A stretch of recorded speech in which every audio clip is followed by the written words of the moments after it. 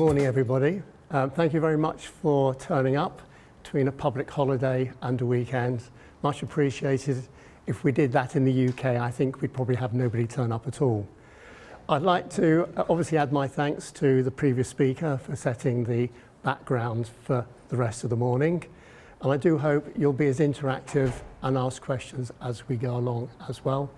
Because obviously it's not only just for me to talk to you, it's for you to understand what we do and provide us feedback as well on how we develop the product in the future. So my name's Steve Cornish, and I look after sales and our partners in Europe and the Middle East. So sort of a bit of an agenda, why am I here? Probably the same reason you are. It's to tell you a little bit about the company. It's to tell you about some case studies of why our customers buy Cryoserver for all the various reasons, and there are many of them. Also, obviously, to tell you about the product, and later on this morning, we'll do a demonstration of the product in a little bit more detail, so you get some idea of what it's all about and why it's favoured by many of our customers. But before I start that, then, I'm going to talk to you a little bit about who we are, because we're probably not a well-known name. Many of you may never have heard of us again. So, Cryoserver. We're a private company, a UK company, not an American one, we're a UK company. And we began in about the year 2000, when a couple of our people who are still with us, Robin, who is our MD, and Merlin, who is our system architect and designer, were sitting around then with one of their customers called MCI WorldCom in a pub in London having a beer, as we used to do in those days, not anymore now. And at that time, the UK government were looking to introduce email archiving, or insist that ISPs introduce email archiving so they could monitor content of people's emails. So that's going back almost 14 years. And now it's come back in full circle again. So Cryoserver was born as an ISP solution for MCI WorldCom. And the product was finally launched under the name Cryoserver in the year 2003. And Cryoserver really stands for the freezing of data. Because what our business is, we liken it to a black box flight recorder. We collect all the data, we freeze it in time, but we make it accessible to anybody in the organization. Over the last 10 years or so, we have product in nearly 27 countries, mainly in Europe and North America. But some of our customers are global customers. We have one customer that covers 67 countries. So it is a multilingual product, it is a multinational product. Over that period of time, we've established some very well-named names. We started off very much in the financial sector in compliance. In fact, the company name is actually Forensic and Compliance Systems, but we trade under our product name, which is Cryoserver. So it was designed, as I mentioned, for the financial sector. And many of our first customers were banks, insurance companies, investment brokers. Some of the names on the list you might recognize. There are a couple of Swiss ones down there. Pixie Bank, for example, is a customer of ours, one of the largest Swiss private banks. Another customer in Switzerland is Richemont, which have names like Montblanc and Ralph Lauren. And they're probably one of our biggest customers as an end user. They have about 23,000 users on Cryoserver and have over 40 terabytes of data in the archive. So our customer base is anything from a few users to many tens or hundreds of thousands of users. After the financial sector, archiving became more popular perhaps in business, and particularly with the European regulations on the Freedom of Information Act and data protection, we get a lot of business now from local government and central government, and also in general the public sector. More recently, it's turned to manufacturing. Manufacturers now are very concerned about the content of email, particularly for intellectual property. They transfer drawings, architects, they agree contracts, they agree drawing changes, all via email. So if things go wrong, they need to be able to prove who said what. So we have people like BMW, we have Argyle Glass, which is one of the world's largest glass manufacturers, with about 7,500 users on Cryoserver. Citrix is a big customer of ours. And again, another one there, Jersey, we actually encrypt nearly, well, I should say we archive nearly all the Jersey government emails. So that gives you some idea of where we are. We have hotel groups, we have Formula One teams, everything you can possibly think of. There isn't probably a market sector where we don't have customers and case studies for. Over that period of time, we now have over 6 billion emails in archive, and these are the ones we know about. The reason I say that is because we provide proactive support for our products. If our customers allows it, they send us a daily report, which we can look at, and if we see any issues, quite often with their own products, their networked exchange server, we can identify it and let them know. So of those customers, we totaled up to over 6 billion, and we're adding millions of emails a day to that. Our previous speaker spoke about legal retention requirements. As I mentioned, the majority of our customers, to start off with, we're looking at the legal side of email archiving and compliance with regulations. So we obviously support all the regulations, both in the US, Europe, whether it's financial, whether it's health, and many of the requirements around the world. There are so many of them, it's impossible to mention them all.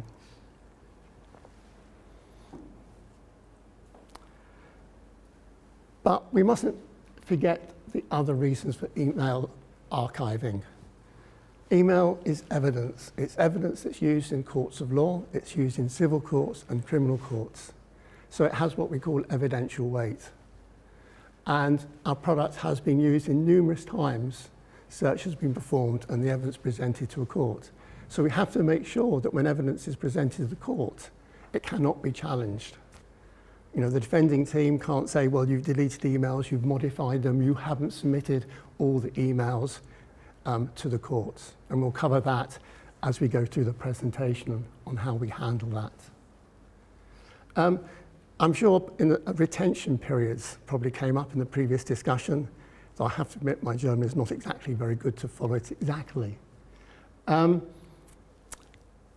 a matter of interest, we have a book that's published in the UK, this one here, and this is all the retention periods for every type of document you can possibly think of. It's actually now on revision 3. It's anywhere from 3 months up to 10 years, 100 years, almost indefinitely. We have one customer that's a barrister's in London, and they have been going for 350 years, and they've kept every record for 350 years.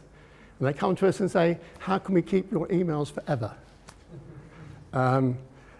Apart from the fact technology changes, I think it's going to be a challenge. So we're now finding archivists are getting involved in archiving, particularly in the legal sector. Most of our customers archive for somewhere between 6 and 10 years. In Germany, 10 years is pretty standard.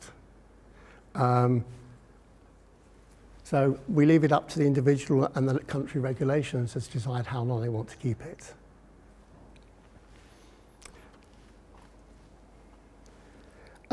We've also got the Data Privacy Act that's come along and the Human Rights Act, and that's added a whole new dimension to email archiving. Because not only is it about archiving email, it's about protecting people's privacy, and it's about access control. So we've done quite a lot of work with some of our customers to make sure that when people access the information from Cryoserver, they do it in a way that meets the requirements of the Data Protection Act, the Human Rights Act. And again, that's something we can look at as we go through the presentation this morning. So I mentioned this document here, and I'm sure there's probably some equivalent ones in Switzerland. I know there's an equivalent document or booklet in Germany.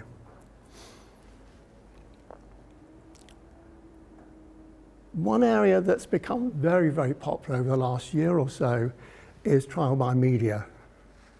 And what we're finding is that email is becoming a central theme in the national press and organizations. You know, almost once a week we hear of a case where an organization, company, has had an issue with perhaps document being leaked from the organization, internal disputes leaking out into the national press. And in many cases, not only does that cost them hundreds or millions of pounds, it also damages their reputation. So one of the side benefits of email archiving is behavior modification. If people know that every email they send or receive cannot be changed, cannot be altered, cannot be deleted, then they take a lot more care about what they say in the first place via email. And we've actually seen, particularly in the public sector, where email volumes have decreased by up to 80% when people stop using email for personal use and gossip. They just keep it down to business use. So there are other benefits, IT benefits as well.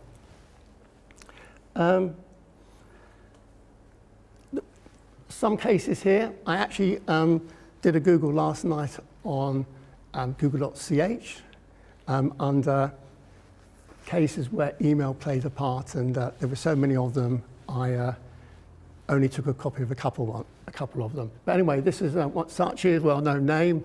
Email accusing Nigel Lawson of drug abuse went public. There's another one here, perhaps fairly topical.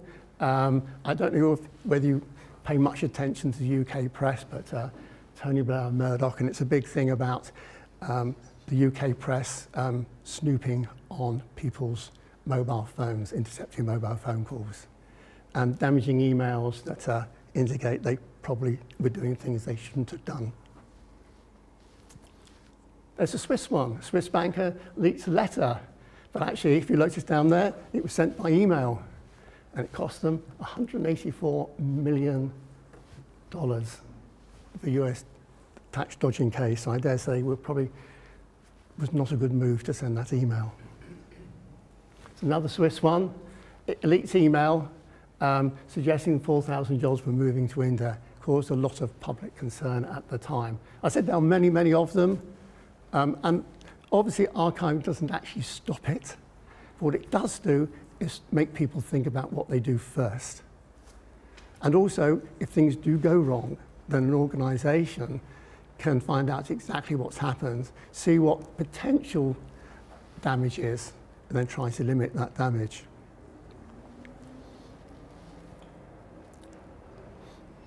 There's another one. CEO apologizes over leaked inappropriate emails containing jokes about women. That's a big issue in the UK. And they said we have UK companies that have been fined hundreds of thousands of pounds over employees sending inappropriate content to other employees via email, which is one of the reasons you archive internal emails as well as external emails. So how do we meet regulatory needs as an organization? In a number of ways, and we'll cover some of those.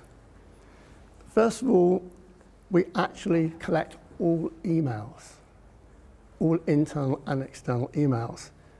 And I believe during the earlier discussion, there was an issue about private emails versus business emails, and the fact that you're archiving personal information.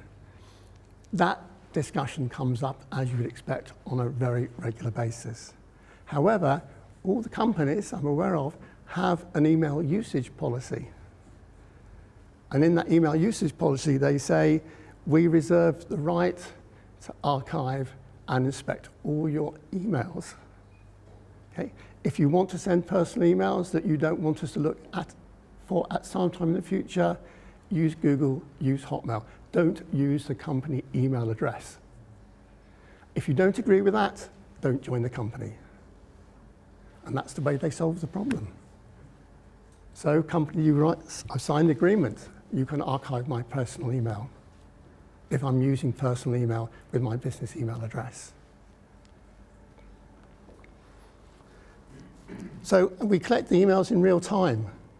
As they come sent and received, we collect them usually directly from the mail servers using journaling. It depends a little bit on the type of mail server. Emails cannot be deleted. There is no delete function within Cryoserver to delete emails. We can delete emails, and we do delete emails for our customers. But to delete emails, we require from the organization a letter stating what they want deleted, why they want it deleted, and usually signed by an officer of that company. We will then do an audited delete, and we will put the audit trail, attach it to the letter, and send it back. The reason for that is, if in some years down the line, a year or two's time, they get a request, a legal request, to extract information from the archive, and there's a gap in the archive, they will say, you've deleted emails that could be pertinent, important to this case. They can then go back to the courts and say, no, these are the emails that were deleted, and this is the reason why they were deleted. So we're very particular about that, because as soon as you start deleting emails from an archive, then it's no longer legally compliant. And again, we prevent people adding emails to the archive. Apart from all the other things we do to email, every email is date and time stamped. And some of our customers use an external time server in order to make sure that the exact date is the true date.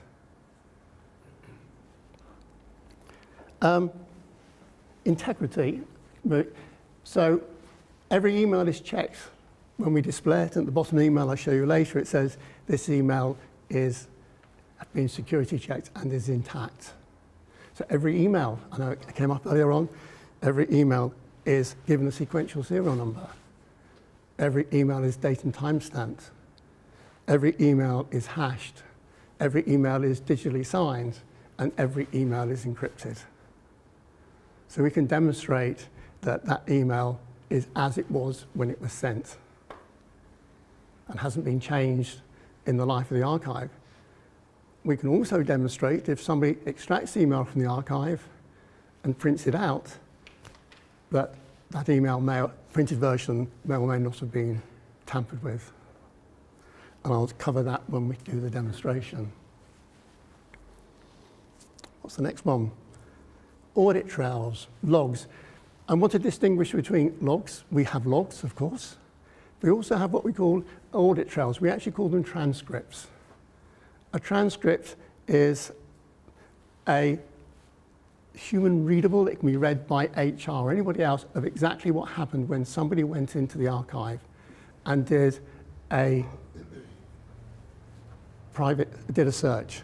And you can actually replay the search through the transcript. I've mentioned the word privileged access.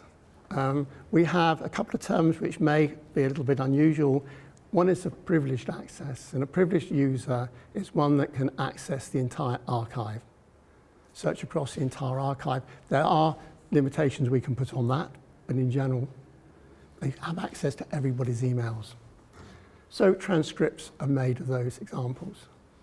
We also have what we call data guardians, and data guardians receive the transcript from a search. So if I give you an example on that, let's, for example, say a CEO is out on the road somewhere and he needs to access an email and he can't get internet access. So he rings up his PA and says, can you search my emails, please, to find this email and fax it across to me. She can search his email for that particular terms, and then the CEO will get an email of exactly what she searched for and what she did with that information, whether she printed it, whether she copied it, whether she downloaded it. And then, obviously, that makes sure that she only accessed the information that he requested her to do so, and nothing else. Cryoserver itself is also what we call a data guardian. So every transcript is emailed to Cryoserver. So the transcripts themselves are secured in that they're date and time stamped and digitally signed. So if somebody tries to tamper with the transcript, we can demonstrate, actually, you've tampered with it. A lot of this work has actually been done with some of our customers, like people like KPMG, who actually use our product to do investigations for their clients. And sometimes they will take Cryoserver on a laptop, put it in the network somewhere, and then just listen to people's emails and make sure that, because they've been called in by perhaps the the board because they suspect some form of undoing or insider trading. So we have to make sure that when they present that information back to the courts or to the organisation, they can prove exactly what happened, and it can't be challenged in any way. So we take a lot of effort to make sure we have a fully compliant archive. And I believe, well, we'd like to think we're the only company that does it this way, can demonstrate it.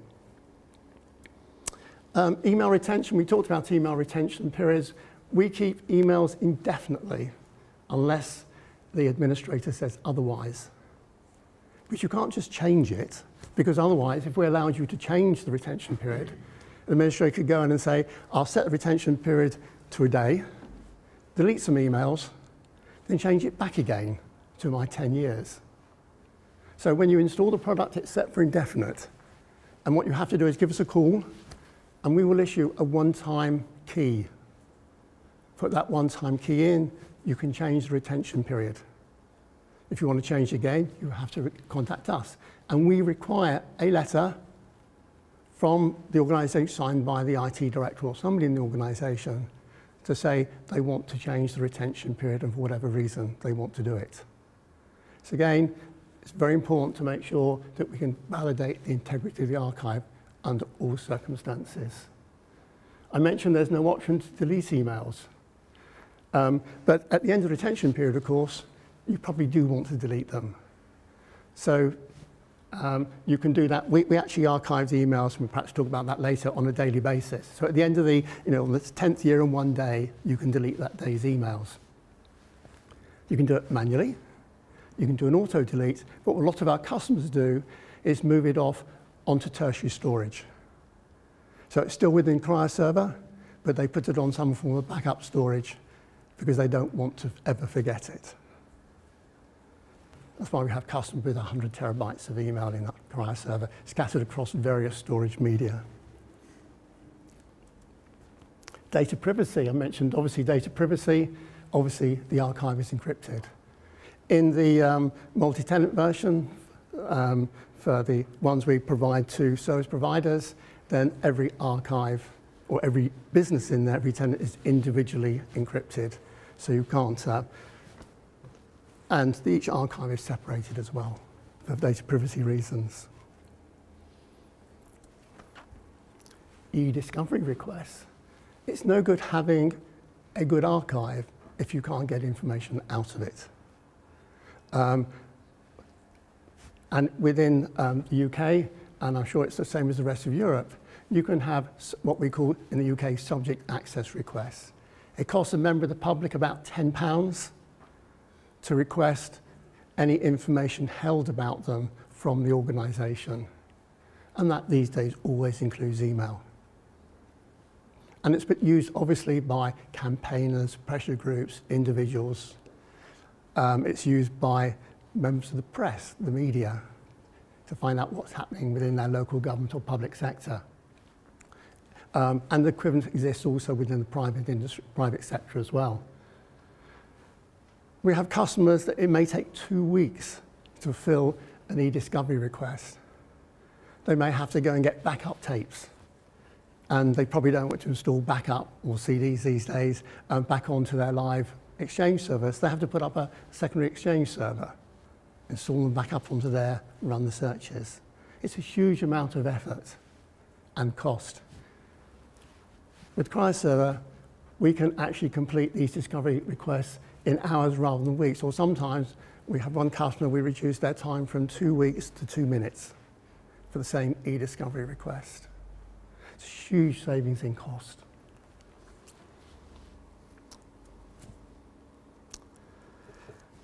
We've talked about archiving emails from the point of view of legal perspective. There's the IT benefits, and I'm sure most of you are fully aware of the problems with email these days and IT. Mail stores getting big, mail service slowing down, backup times taking hours. Backup's an interesting one because you have customers sometimes say, when did you last back up your Exchange server? Ooh, probably if you're lucky, they might do it once a week, sometimes the big ones, because it takes too long and you can't do it on a daily basis. So if the Exchange server goes down, you restore it from your backup, and lo and behold, you may have lost a whole load of emails. And obviously in some industries, they can contain very, very important information. With the archive, we can, because we're collecting the emails in real time, we have a copy of every email, and you can quickly restore the emails from the archive back into your rebuilt Exchange server.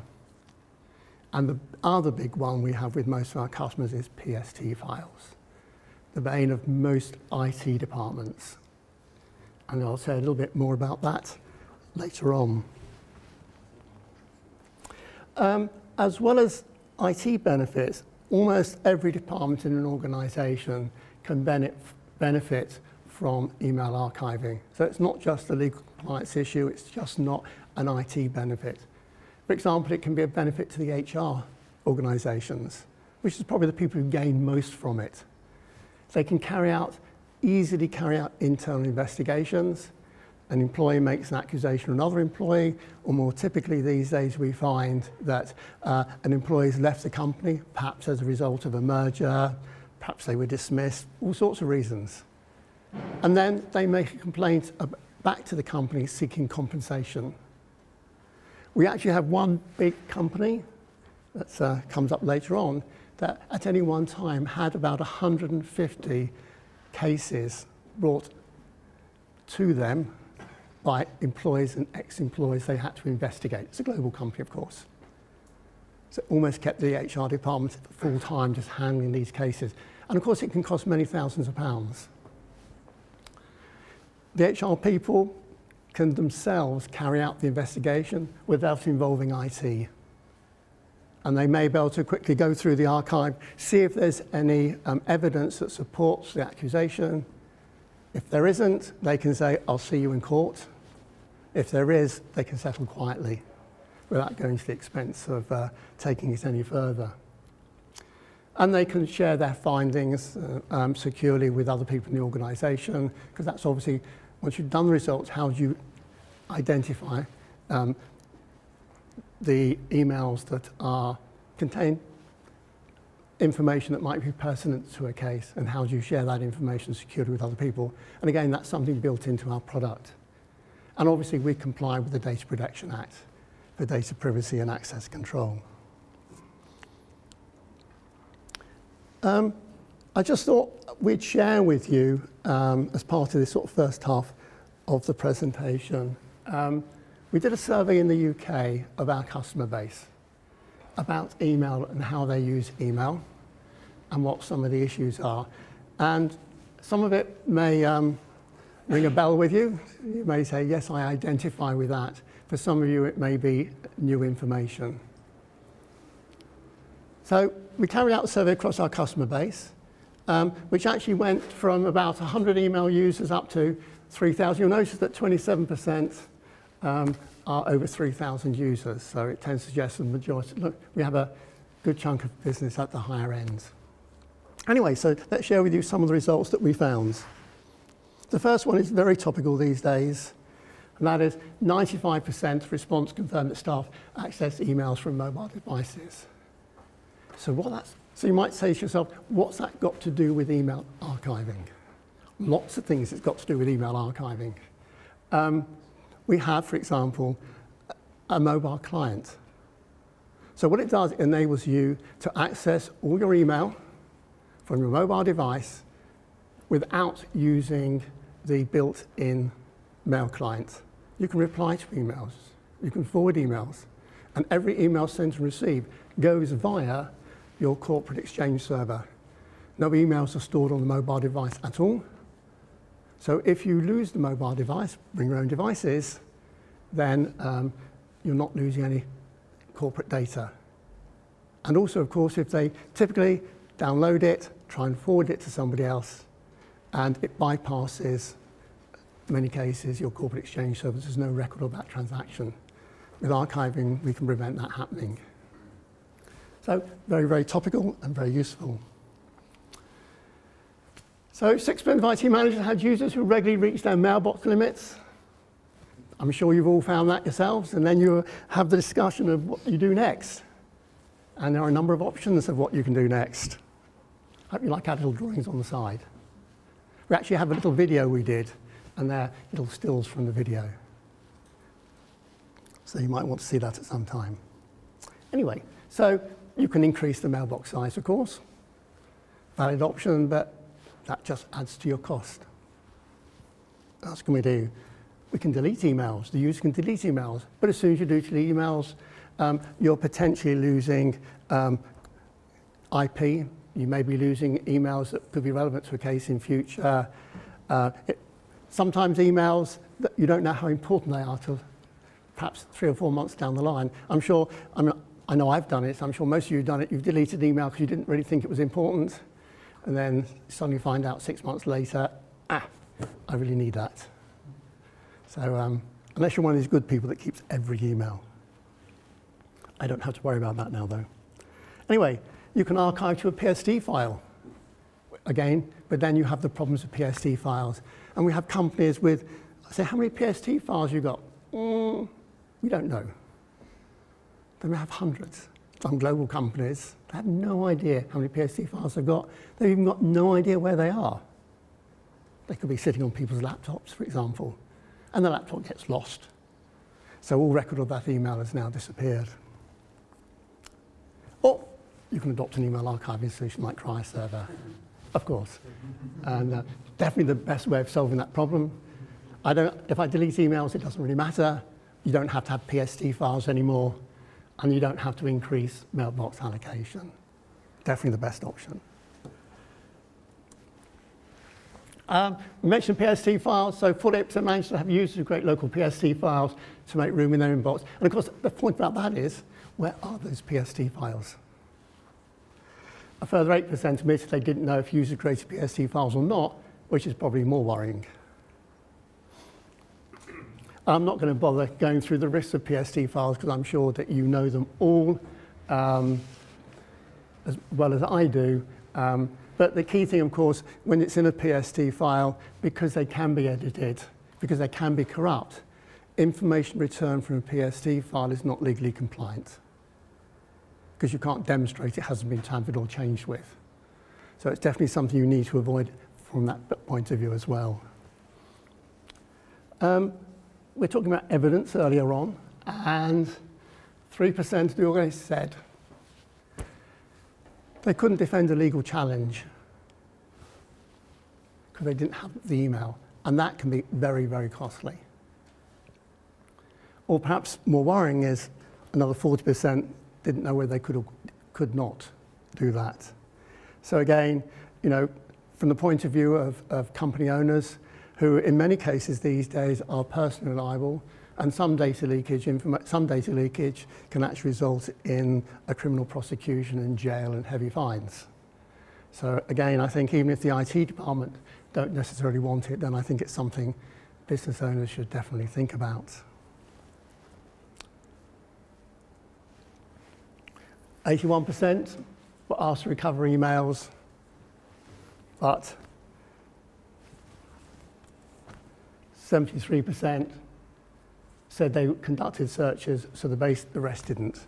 And in fact, a slight rounding area, but 7% admitted they refused to carry out searches.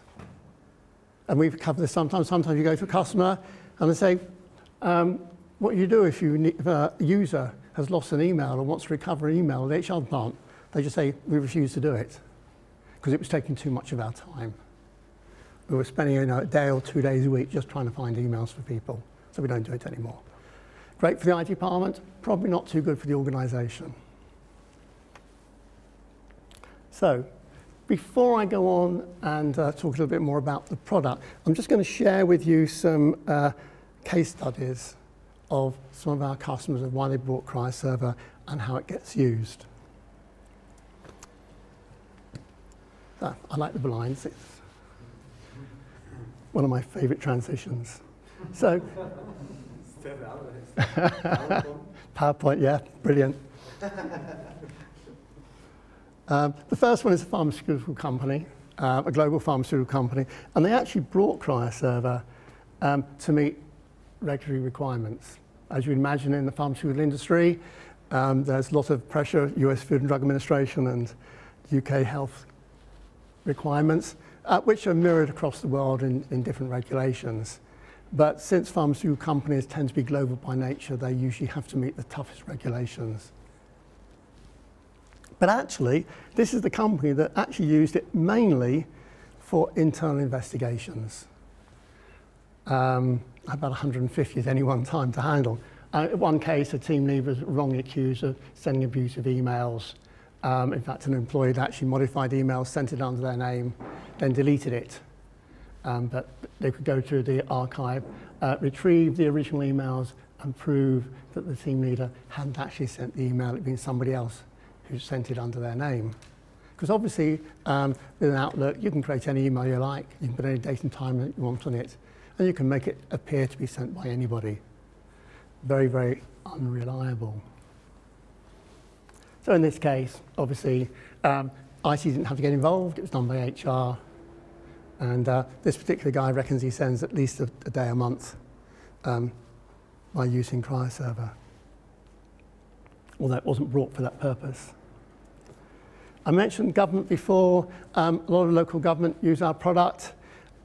More often than not, to meet subject access requests under the Data Protection Act or Freedom of Information Act, people requesting information about what's held in the archive. But also, in this particular case, because they wanted to carry out investigations into misuse of email by the staff. But the UK in local government had very strong unions, as they do in places like Germany. And the unions were very concerned about if people were allowed to go into the archive, they might come across personal information. And so we were able to demonstrate to the unions that we met the Data Protection Act and allayed all their fears. But more importantly, we actually made the union representative a data guardian. So any email searches carried out against any of their members, they got a copy of why the search was made and the search results. So they could, if necessary, take up the case against the employee or just say, I think you were wrong there, and quietly move away from it. And that's, I mean, the audit trails, the transcripts I spoke about earlier. In fact, actually, in this particular case, they found that email volumes dropped by 80% after they put Cryoserver in. In other words, 80% of the emails were just gossipy, private emails not related to the activities of the local government organisation. Save themselves a lot of storage as well. A law firm. We have quite a lot of law firms on our list of customers. And one example, there was a dispute between a partner and client, each saying, you said this, no I didn't, yes you did.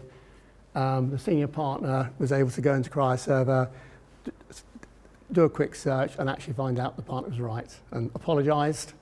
So it stopped any negligent claims being made and it stopped any potential costs related to compensation and other nasty bits and pieces, as well as probably getting out into the press. So very quickly managed to resolve an issue. Again, something they didn't necessarily buy the product for, because obviously they tend to buy it in the legal firms for compliance purposes, for investigations. But we also have things like, even things like estate agents. Anybody that's providing professional advice to an individual and they put that in an email, that might be challenged at a later date. You know, we had one case where an advisor, as a financial advisor, had sent out an email sort of indicating that perhaps they should be investing in these shares. The person invested in the shares and they went down through the floor. So it's a complaint back, you said I should do this. He said, no, I didn't say that. And it came down to the wording of the actual emails themselves. You know, and so again, even little things like that becomes very, very important, where email plays an important part.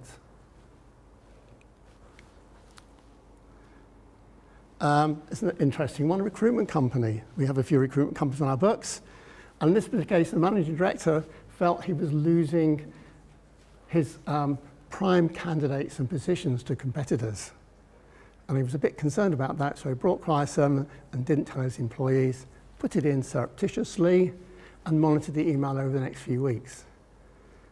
And when he went back to investigate, what he noticed was that one of his employers was sending emails to himself with positions and CVs attached to it. But he was BCCing the competition. And within Exchange, when you have a BCC, you don't see, even if you go back and look at it, you don't see who's a member of that BCC. And in fact, so he approached the guy, and actually what happened in the end, he actually ended up leaving the company and setting up his own business in competition. And obviously that caused a lot of, I'll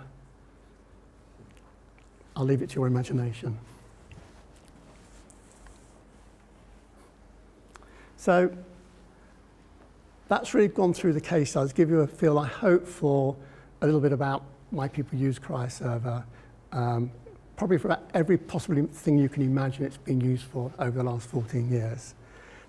I will go on and do a demonstration and show a little bit about it. But has anybody got any questions at this point or would like to make any comments? Yes? One question. You said you cannot add any emails later. No. But there's an import tool. You can import PSD files to Cryoserver. Oh, yes. What we do there is we can import, so when we first install it, we obviously import all the PSD files, we import all the information from Exchange, we duplicate everything. Yep. And from that point on, you know, the only emails that sent and received can be input. Obviously, at a later stage you find a PSD file, we can add it. But that of course again is date and time stamped, as well as when it's gone into the archive. So at that particular point, you know whether there are PST files, for example. The reason for that is because if you go back, we can't guarantee the original PST files are intact.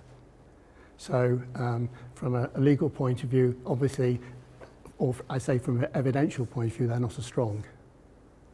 But what I'm referring to really is that the users themselves can't actually create an email and then try and add it, you know, change the date and try and add it into the archive as it was a.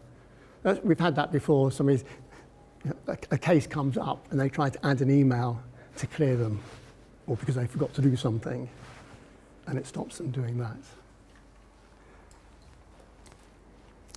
I see what I have to tell. I don't have a watch, so I have to look at the time here. Okay.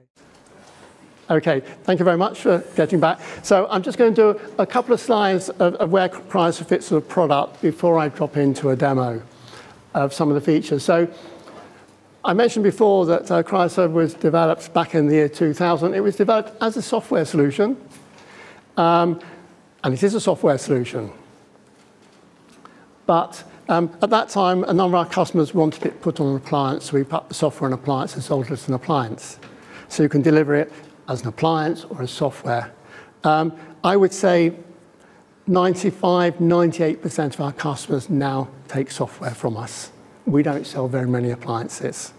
And that's been driven as most of our customers virtualize their hardware, and we just provide a VM or a Citrix or a Hyper-V image, which they stick on their servers. Nice and quick and easy. And also, of course, it can be delivered as a managed service in the cloud because it is a multi-tenant solution. One question that came up, which is very important, the enterprise version of Cryoserver is the multi-tenant version. So the only difference is when we ship Cryoserver, it is essentially a full ISP version, but we just haven't enabled the higher levels of management. So the enterprise version is just limited to one tenant. And we have enterprise customers that use the full ISP version. So we have a hotel chain, for example, that own the big hotels in London. Each hotel is a separate business. So they have a corporate mail server, and each hotel has its own domain, and each hotel is a tenant within the Cryoserver. So it's not just limited to ISPs that use it, also some of our larger corporate international companies use it as well. So let's have a look a little bit more about what it is.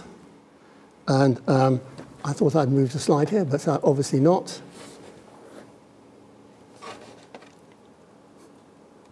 Well, next slide, please. That's it. So first of all, some of the benefits, some of the things around Cryoserver, it's network independent. We can sit in any network configuration you think, with any type of storage you like, and it's totally mail server independent. The only thing that communicates with the Cryoserver is either SMTP, POP3, or IMAP from the point of view of collecting emails. So you can use it in-house, you can use it in the cloud, or you can use it as a hybrid. Some in the cloud, some in-house, single multiplications, and we archive from any mail server, Exchange, Lotus Notes, and things like Google Apps and Office 365, and we can take email from those services. The reason we do that is because although even quite large organizations are quite happy to use Google Apps or Office 365 for their email, they're not too happy about keeping their archive with them, because they're never quite sure where the email is actually kept these days, and in particular with the court case in London, the court case going on in the States between Microsoft and the US authorities, about the US authorities saying that they should be able to have access to any email held on any of Microsoft's servers anywhere in the world. So obviously they are fighting that quite hard, and I think Google and a couple of the other big service providers have joined with Microsoft to try and fight that battle. It's a standalone application, so it's actually a standalone Java application. So there are no additional third-party software licenses. You don't need Windows licenses. You don't use Microsoft SQL licenses. You don't need Oracle database licenses or anything else. What you get is a complete standalone Java application. As long as you're running a 64-bit OS and some JVM, you can put it on anything. So we have it running on Windows and all sorts of versions of Linux. Most of our customers these days just take an image and install it with vSphere or whatever they're actually using. And typically, we can actually install it within about 15 minutes. And then by the time we've done the configuration and training, we allow a day for an install, including training. Very simple. And we can use any type of network storage. We can use local hard disk drives. We can use SAN. We can use network attached storage. Our big customer, Richemont, they use EMC Centera Government Plus storage. So we had to do a little bit of additional development work with the Government Plus security on that one. And we have customers that mix it. We might put the indexing, we'll talk about later on, the index engine on local disk drive because you want performance, and the actual data itself on external storage area network or network attached storage. I think you must start the presentation first. Yeah, they've got the full screen. Oh, sorry. Yes, thank you. I didn't notice that. Thank you for pointing that out to me. Come on, go out to full screen. Without you going to full screen. Let's try it this way, shall we? Come on. Slideshow. Pull down menu, slideshow. Yeah, so it's not working from my little button at the bottom. So let's run it from here instead. There. How about that? That's a bit better. Thank you for pointing that out to me.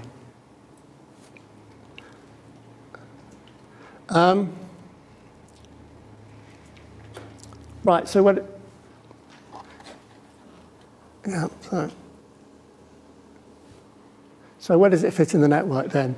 As I mentioned, Cryoserver is a standalone application. It just attaches to the mail server, usually via journaling, so SMTP, and it enables the user to access email through Cryoserver directly or through the mail server. I mentioned that we collect the email in real time. We tend to, for performance reasons, we batch the emails up and then we process them in batches. So typically, it takes about 20 minutes after we received an email before it appears in the archive. We can change that time. It's just to help improve performance rather than process each one individually as they come in and out. We have a mirror capability, and the mirror can either be in-house, it can be in a disaster recovery center, or it can actually be out somewhere out in the cloud. I ought to explain a little bit about the mirror, because it always comes up in conversation. We don't provide, at the moment, watch this space, a true active backup. If you like, it's more of an active passive. So what actually happens is when an email hits the primary cryoserver, we forward a copy of that email to the secondary cryoserver, the mirror. Both cryoservers process the information independently, both index it, put it in their own archival storage, so they're always in sync.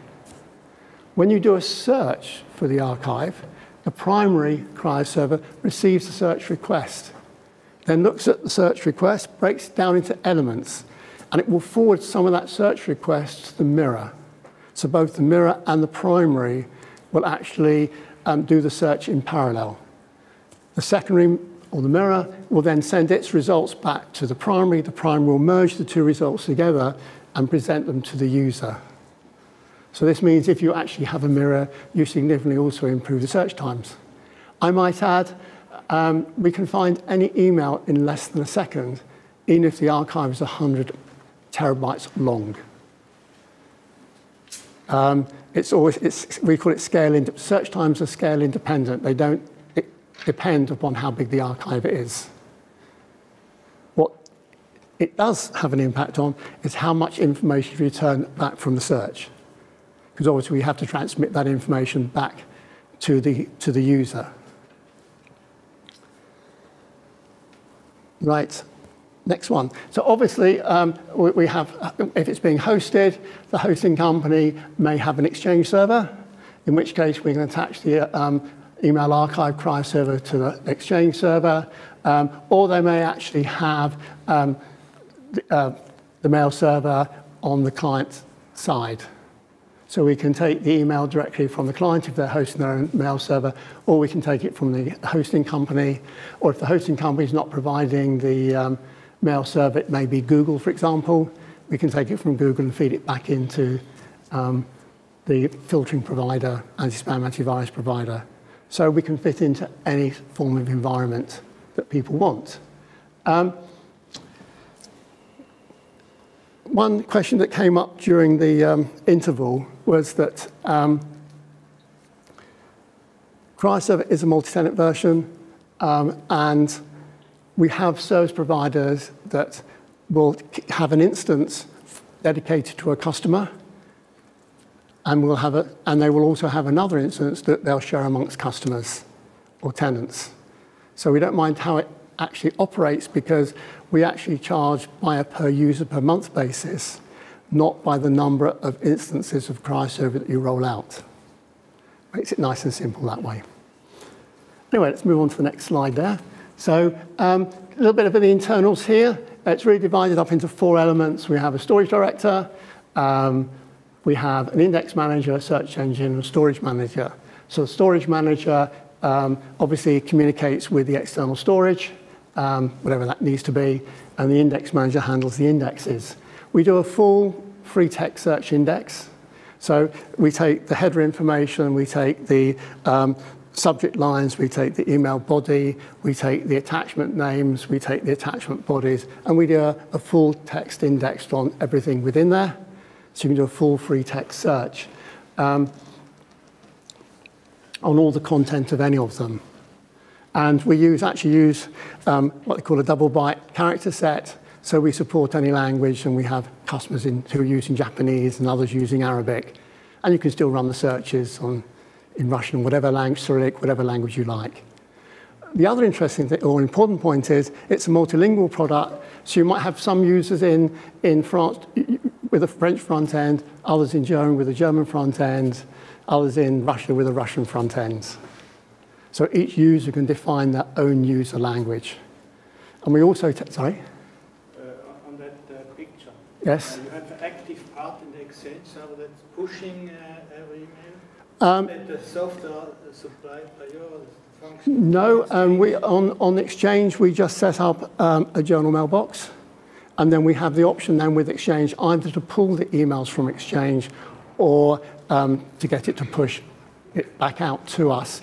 On the previous versions of Exchange, you could only decide whether you want to journal a mail store or not.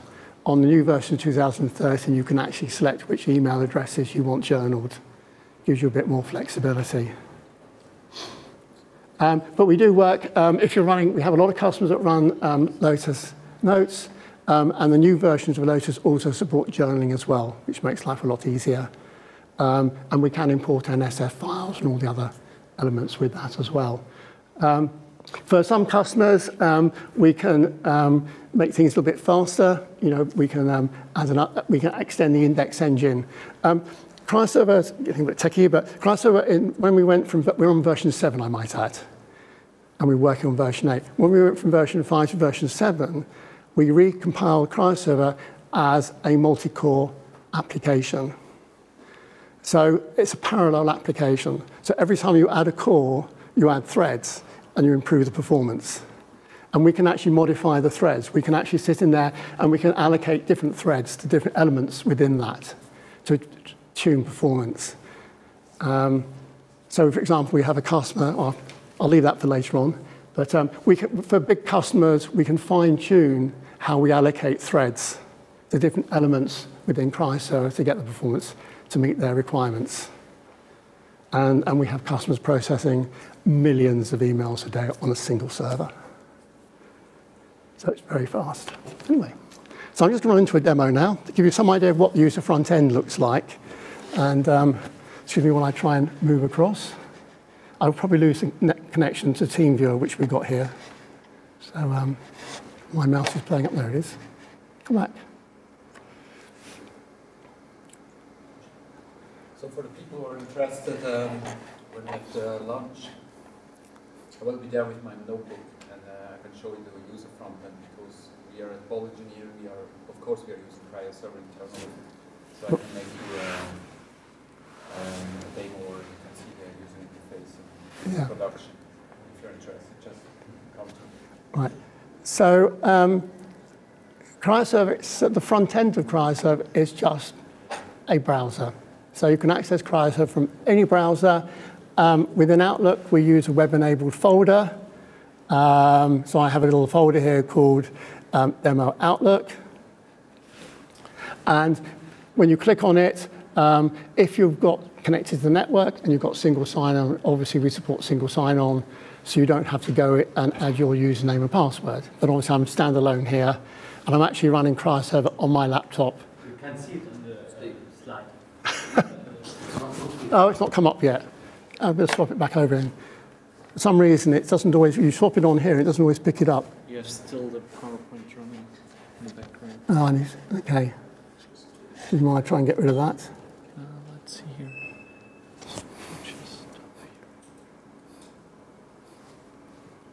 Come back. Can you close it? Yeah, well, let me see. Lost my mouse. So I think sometimes this is a Windows 8.1 and it causes me all sorts of problems. It never works quite. Oh, it's not mirrored. Let's go back to devices.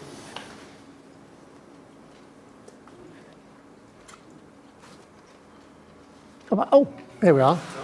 Lovely. Great, thank you. So if you look at this, you forget to look at that. Anyway, so it's a web-enabled folder. Remember that one? Right, it's a web-enabled folder. What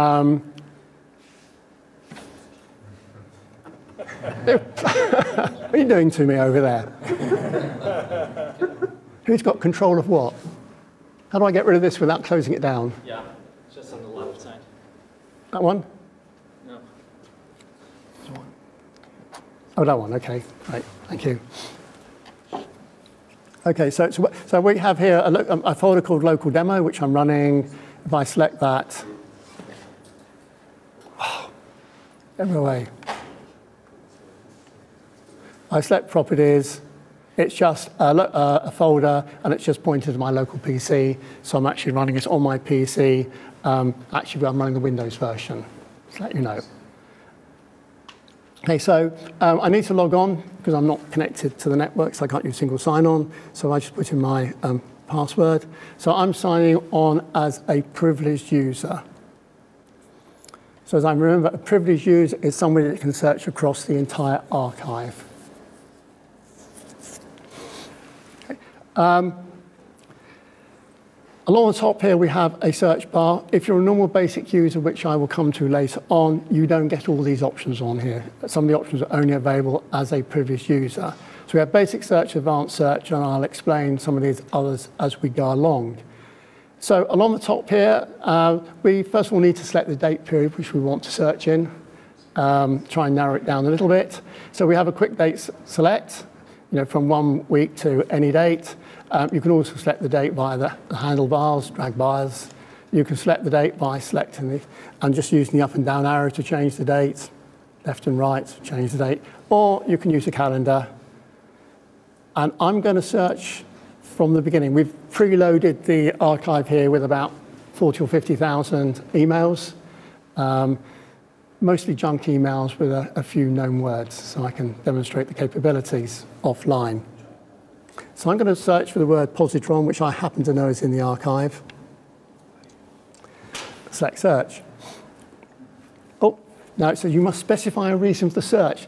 In order to comply with the Data Protection Act, and also to follow the transcripts, which I'll show you later on, I need to specify a reason for the search. So I'm going to type in BOLL demo.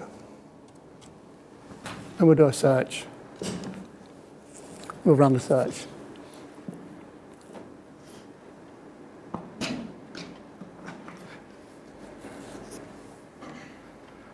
So it's run the search. It takes a little while to bring the results back up to the screen. It's an intelligent system. In other words, what it does, it tends to learn what you're searching for. So the more searches you run, the quicker it gets. Because obviously the way it actually operates is that it's going to the index engine, it's bringing the index engine back into memory. Yeah. So obviously it's a lot quicker to search in memory than it is to search on the disk drives. So as you start to use it, or as the company starts to use it, the system learns and gradually updates the indexes within the memory. And obviously, if it hasn't been used, the last time, if a date range or some of the index haven't been used for a while, it will drop them off the end. So you tend to find, as an organization uses Cryoserver, its self-learning algorithms improve performance. And as we go through the demo here, you'll see it getting a little bit quicker as we run the demos. So anyway, so along the top here, we've actually got a number of options here. You can select the page size, and you can scroll through the pages. You can export the messages. If I'm doing a privileged user search, I may want to export the messages, and I can select the messages by ticking these boxes that I want to export. Obviously, I can also store the results to a folder. I can also sort the results. You've got a custom sort tool if you want to play around with sort, sending, descending, or you can sort by subject, sender, etc. But also, you can print the search results. You can export them to a PDF. You can just show them if I want to bring up a few at a time, or I can save the search results with a search name. And we'll see that that becomes quite important later on. So I'm just going to select one of these. And you'll notice the highlighted words are in blue, or the keywords are in blue. Here we're only showing the subject and the from. You have the option also of showing some of the email message as well. And each individual user can set their own preferences, and I'll cover some of the preferences later on. So let's just select one of these. And then while it chunks away, goes, records the email, brings up the email, lays it out quite nicely, easy to read. And if I scroll down to the bottom of the email, you'll see security check passed, this message is intact and can be trusted. As I mentioned, every email is digitally signed, hashed, given a unique serial number, etc., etc. And there we can demonstrate that this email hasn't been changed or tampered while it's been in the archive. Going back along the top here, we have another little set of toolbars. We have reply and reply to all. So I can reply directly from the archive. If I just select reply, it will go off, pull up the new message box, and then I can reply and send it from the archive. Or I can reply to all. I can show or hide headers. And the headers, of course, is something the compliance people like to see. how the email was sent, all the paths it's gone through to get to that individual user. We'll hide that again. Oh, and we can print it. I don't want to print it. But anyway, if you want to print it, it lays it out for you so you can print it out quite easily. Hide the header. We can also export it to a PDF. This, again, is very important from a security point of view. I'll demonstrate that to you. So if I just open it, while it's opening, you'll notice that at the top of the email, apart from laying it out nicely, there is a message key. So that message key, if you like, is a digital signature for that particular message. It is not the email message key. It's the one that we create within the archive. I can copy that. Oops. I'll just close that down again. And if I go to key search, I can put that message key in, and I can retrieve that email with that document. It will be in there. The reason for that is I've done my compliance search. I've printed off all the emails that are relevant, and I don't like that bit in that PDF. I think I'll use Adobe Professional to delete it or change a few words. And then you present that document to the courts. How do they know that it's actually what's in the original document? What they can do is they can take the message key if they suspect there's a problem, put the message key into Cryoserver, retrieve the original electronic document, and compare the printed one with the electronic one. And can therefore demonstrate the document hasn't been tampered with once the information has left the archive. Because it's no good being able to present the information to the courts, because all of a sudden you've lost that, you have a gap in your level of trust from when it leaves the archive, when it gets to the hands of the lawyer or the HR manager. We'll go back to, let's go back to our search. What is with encrypted mails? If the email's been encrypted at the desktop, then no, because obviously we don't have access to the encryption keys in order to decrypt it. What a lot of organizations do, they will actually and prefer to use an encryption in a gateway, not on the user desktop. Because if you encrypt on the desktop, somebody could be leaking confidential information out the organization. They've encrypted it, so you don't know. So those companies that care a lot about security provide the encryption with some form of external gateway. And then they can make sure they can check the content before it gets encrypted and gets sent out. And they may use that using their standard data leakage sort of products, detection products. In which case, of course, we actually get the copy of the email before it gets encrypted. So we have a solution. And they have a solution, of course. Yeah. Exactly. Exactly.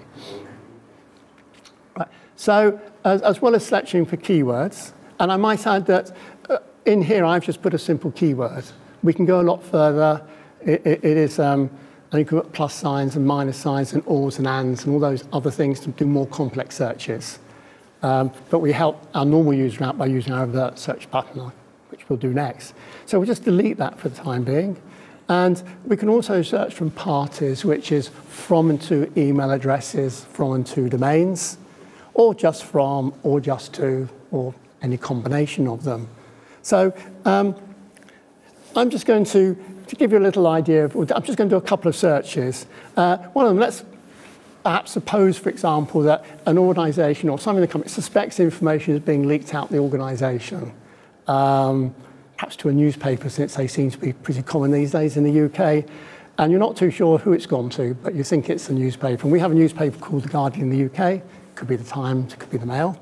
So we're just going to do a little search, and we're going to do it. We don't know who it's going to, and we sort of know that it's probably got, sorry, we don't know who it's going to, so we'll just put the @ there, and then we think it's the Guardian newspaper, which is probably going to start something like Guard, but we don't completely know what the email address is, so we just run a star on there. And we'll run a search on that.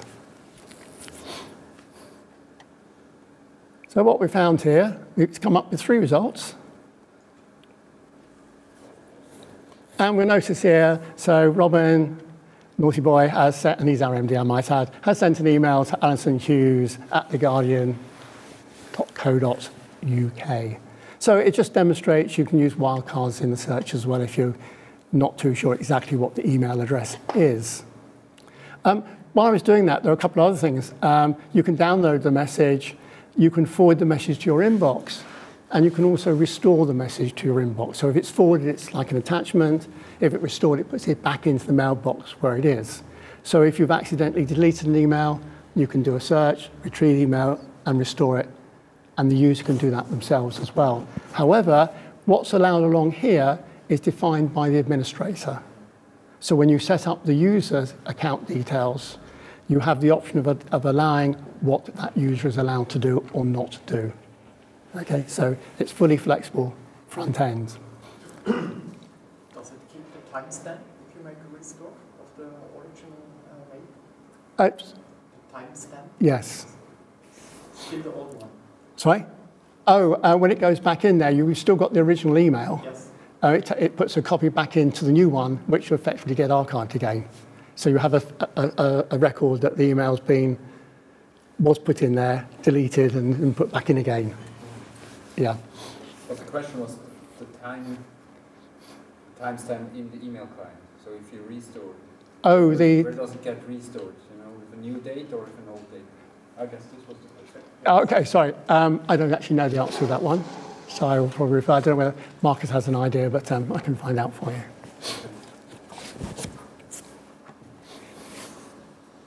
Actually, thinking about it, it actually goes back to where it was when you deleted it, which suggests it goes back in with the original date.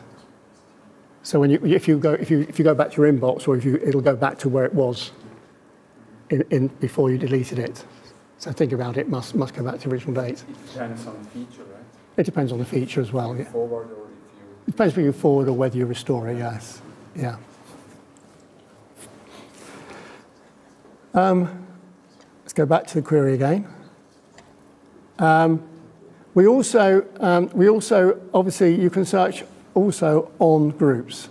And this actually arose, or it first came to highlight with people, with Enron. I don't know if people are familiar with Enron here, a big case in the States. And what was happening is people were sending emails as part of a group. And of course, what happens is people leave the group and new people join a group. So if you go back in history and you bring the group out, you can't tell who was in that original group if you just have the group name. They say, I wasn't a member of that group. So just to demonstrate that, let's just say I've got an email that's coming from Howard, and it's going to a group called MCI. Okay, and we'll just run a search on that. So what we found now, if I just select one of these, we see that the email went from Howard, it went to MCI, but actually it was delivered to Howard, Ginny, Barry, Robert, Claudia, etc.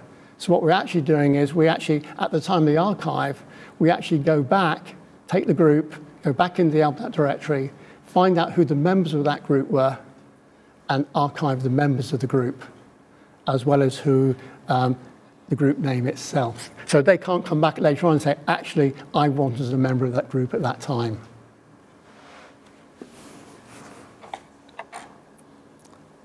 Back to the query again. So it gives you some idea. There's many other things we can do around that area. Obviously, we can also search for attachment names, and we can search for attachment keywords. So, for example, we'll put in a French word called travailler, which I happen to know it's in there. And we will run that search. And we found 4 emails. And if I just select one of these, you'll find there's a document called onlinecorrections.french. We can open that one up.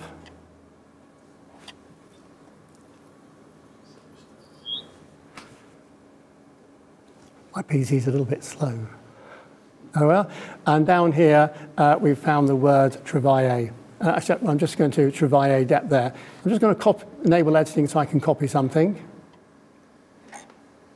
So what I'm going to do is I'm going to copy that phrase.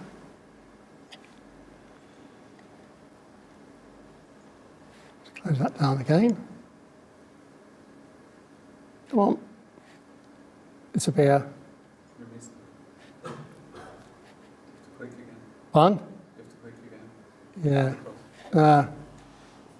Don't save. Okay. And then we're going to go back into my query. And this time we're going to search for a phrase which we put quote marks around. And we can run the same search again. And it's found the same level of documents. One of the other things you can do, it may be, for example, that you know it's got 2 words in, but you're not exactly sure where they are. So you can actually use what we call a little tilde symbol. And so I want to search for anything where those 2 words appear in a group of 4 words. And you can run the search, and it will find exactly the same emails. So the words don't have to be together either. You've got 2 or 3 words you want to search for within a document. You can do it that way. As well as the basic search I've just gone through, we also have an advanced search. So the advanced search really is we call it advanced search. It just enables the users to do more advanced searches without having to understand the search language we use. So we have parties from and to, but we've got include and exclude, email addresses, domains, recipient count, tends to be used by the compliance people more than individual. Attachment count, I tend to use that one quite a bit. You've sent an email to somebody with an attachment and you just want to return emails with an attachment or a couple of attachments. Saves having to return all the emails to and from that person. Message size, again, message size, more used by the IT compliance people. Perhaps they're concerned about people leaking information out, perhaps engineering drawings, architect drawings, tend to be quite big. So they're looking for messages of a huge size. Enable sample search, that really is purely a compliance requirement. The SEC and FINRA require financial institutions to run regular random sample searches. The results have to be manually inspected and looked at. So doing sort of proactive searching, looking for potential issues. And you can apply the keywords to the message, the subject, attachments, or just the headers. Again, we search and index the headers. Going back to the keywords, we can extend the keyword search. So again, we have all these words close together, fairly close together, any of these words. And that really goes back to another way of representing the little tilde symbol, groups of words. But also, on the keywords, we can exclude and include, but we've extended it. So, for example, you can search on spelling stems. So where you have a word, the core is the same, but the endings are different. In English, it would be stop, stopping, stoppers, stopped, and the equivalent in German, or words that sound similar to one another. So for the purpose of this demo, and because this was put in a long time ago, I'm going to search an old word that used to come up many years ago, but these days with modern email filtering, you don't get them so much now, is Viagra. It's a good demo. So what I'm going to do is I'm going to search for all words that sound like Viagra, but I'm going to exclude all words that actually spelt like Viagra correctly. And I'm going to run that search again. So what we found the misspellings of Viagra. There's Viagra with a sort of big L there. There's Viagra with 2 A's. There's Viagra with a couple of dashes. But the importance of that, of course, is when people are trying to leak information out of an organization, they probably know you've got some form of filtering or detection on there. So they change the characters to try and get it past the filters. And what this demonstrates is that we can pick up all misspellings. There's a star in there of any words that you want to put in there. Cryoserver is used, in fact, Pixay Bank, the French bank, actually use Cryoserver for data leakage detection. They don't use it for, in a sense, compliance purposes, and they don't actually enable their users, don't use Cryoserver at all to search their own emails. It's purely used so that they can run on a regular basis searches looking for people who may have leaked information out of the organization. They can then approach that person, they can see what damage may or may not be done and take according action. And they will run this on a daily, weekly basis, depending upon what searches they're doing. Let's come back to the query. There's a couple of other little things on there. So as well as that, we can get more complex. We can and or searches, if you want more complex. And we can combine searches. We can do searches within searches. So you may have run a search, and then you run another search, which searches that search, and then you can decide how the results are going to be presented. You can OR them together. So you can exclude one search from another. You can display all the results or where both searches match. So there's a lot of flexibility within the way Cryoserver can handle searching. The majority of users just use, like myself, just use a simple search capability. But it's there if people want it. I mentioned, let's pick up some of these other things along here. When you do a search, just to make life a little easy, yeah, we've also got a little button here that just picks up some of the searches you've got here, which you've done, so you can read. And so these are searches I've done in the past, so you can quickly rerun those again. And the same, I've just done the Viagra search, so again, that's popped up there. But also I have a search history. Two buttons. This one here are all the searches.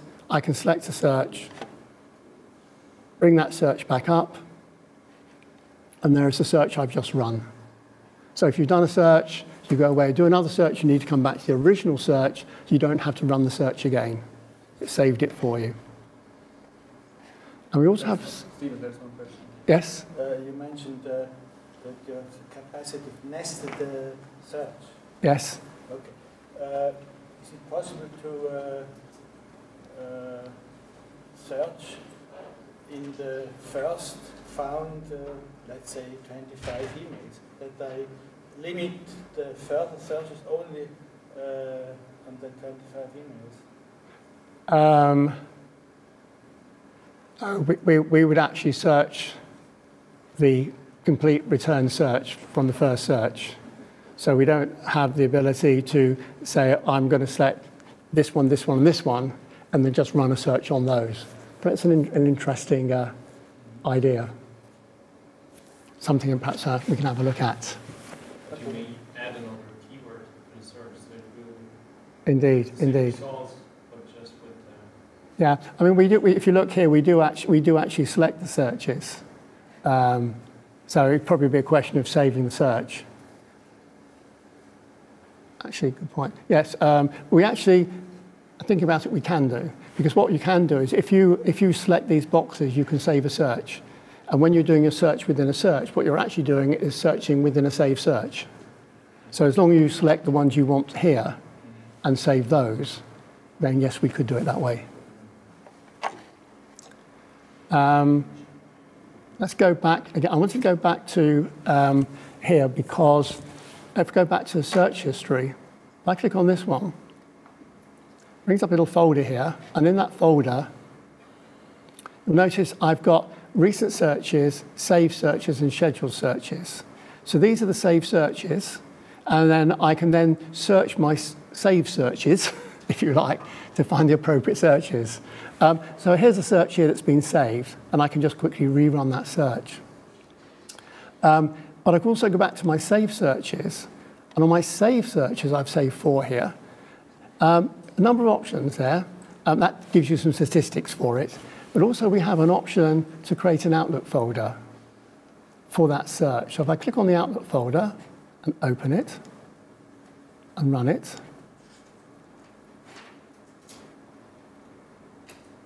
come on. It's now created a folder called Viagra. If I click on that folder, oh, what have we got down here? Something doing that. It will actually, okay, just Windows being a bit difficult there. It's actually run that search just by clicking on the folder. and it should return the results in a second. We use that as like the equivalent to people's private folders. You know, one of the problems with creating your own folder is that you've got an email comes in, and the email is actually related to about 3 different folders, because people have a habit of tagging conversations onto emails. So which folder do I put it in? It's the key question. So you put it into a folder, come 3 or 4 months later, you want to find that email, and you can't find it because you can't remember which folder you put it in. So what we do is, and what a lot of customers do, is they will have a folder perhaps representing a project or a customer. And then they will have a search to identify emails related to that project or customer. And then, of course, when they click on that folder, all the emails related to that project or customer will be displayed, and you can share that folder then with other people. So it's like the equivalent of public folders, shared folders, but it's actually operating directly and doing the search within Cryoserver. Let's go back again to let's go back again into Cryoserver. I've got to go back into. I should have done it to another window, but I've come back into it again. Go back to my local demo.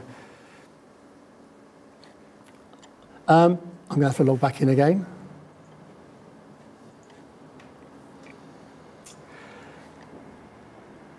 Right, so I go back down to search history. I'm going to go back into my recent search, and I want to do a search.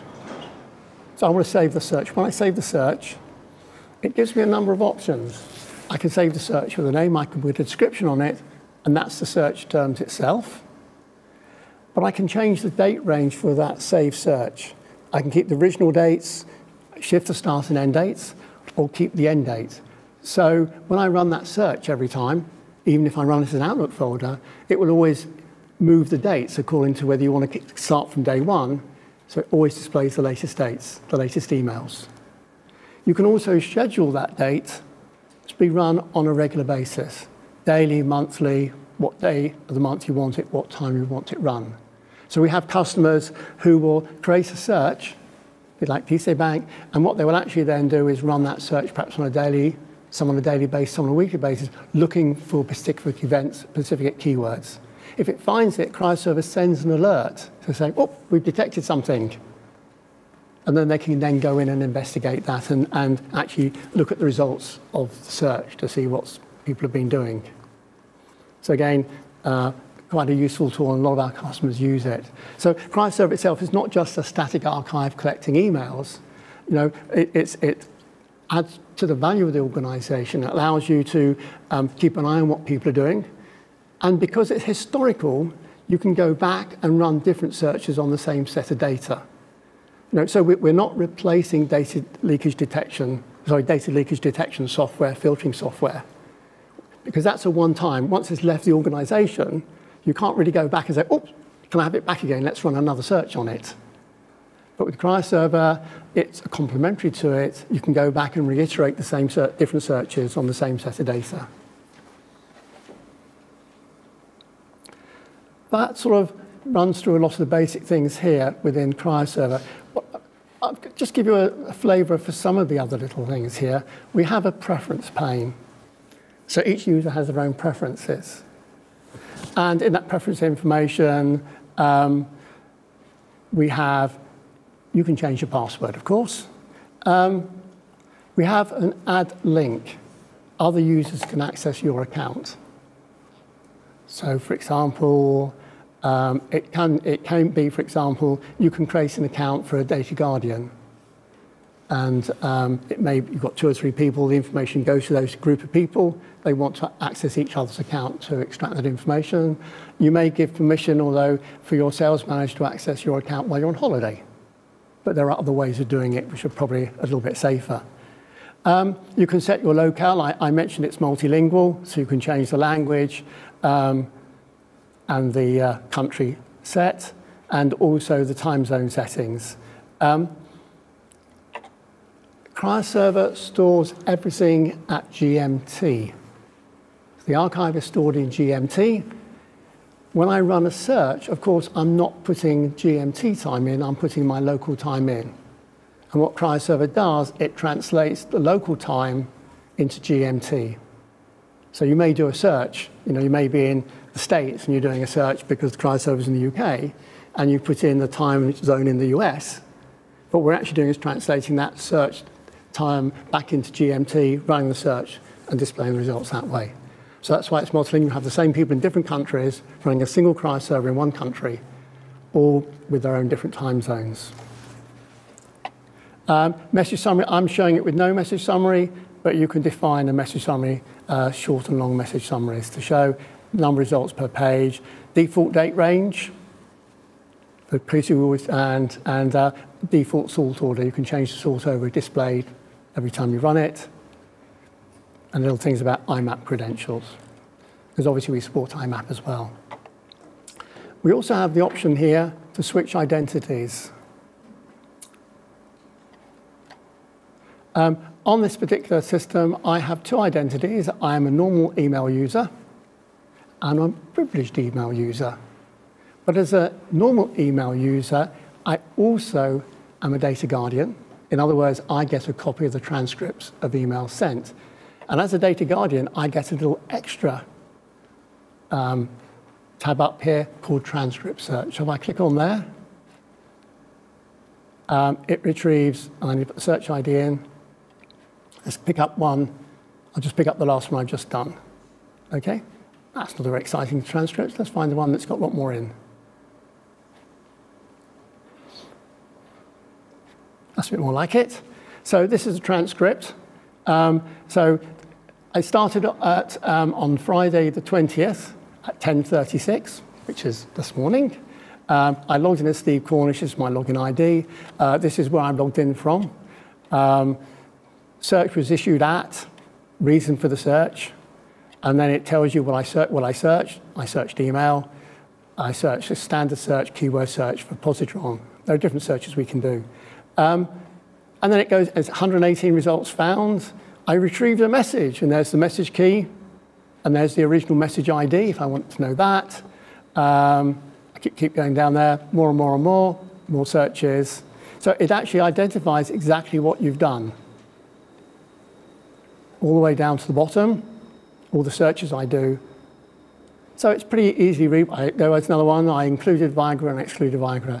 So anybody that reads this can see exactly what I did. If I've printed a document, it will tell you. If I've opened a document, it will tell you. And down the bottom here is a reference ID.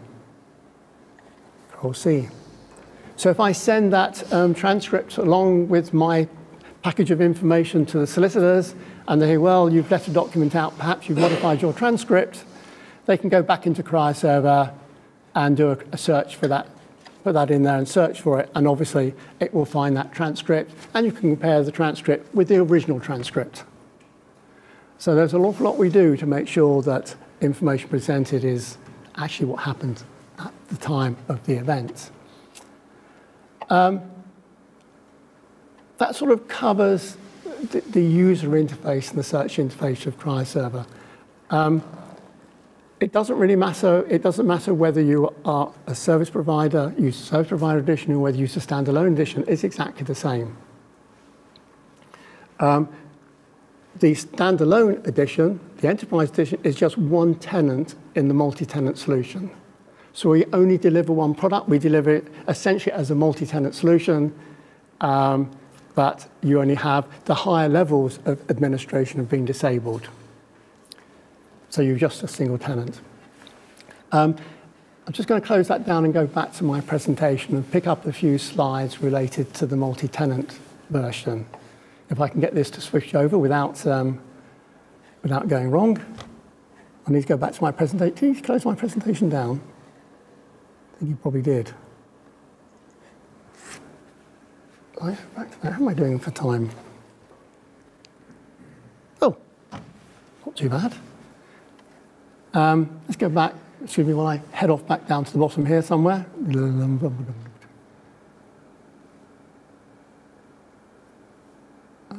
I want to start there. And let's see if I can manage to get this to on current slide. That's right. Another fancy transition. Can we get rid of that stuff? What's that little stuff at the top? Is that? It goes away. It's from the Bingeman. It will go away with it. Okay. Right. We also have something called business continuity mode. Cryoserver obviously has a built-in mail server. So we've enabled users to use Cryoserver to send emails. So that should the unfortunate happen and the mail server go down and you don't have a backup mail server, the administrator can enable Cryoserver to act as the backup mail server. At the moment, only to send emails. There's a reason why it shouldn't, but if you want to receive emails, there's a lot more work to do within the network, of course, to get emails directed to Cryoserver. So we can send emails, and it has a built-in mail client as well. So, and the built-in mail client also has its own address book. So what it does is you can, when you select your address book, it goes through the archive looking at all your emails and builds up an address book for all the sent and received emails addresses within the archive. Just makes life a little bit easier to use. Next slide. So obviously we also produce reports. You know, IT people and administrators usually like to have lots and lots of reports, so we try to oblige them with that, and we create a number of reports. One of them is a data report, and that data report is just as applicable to an individual user, a company, as it is to a multi-tenant Cryoserver SPE. So for every tenant, we have a data report which looks at the number of hours, emails processed per hour. This is actually for Citrix.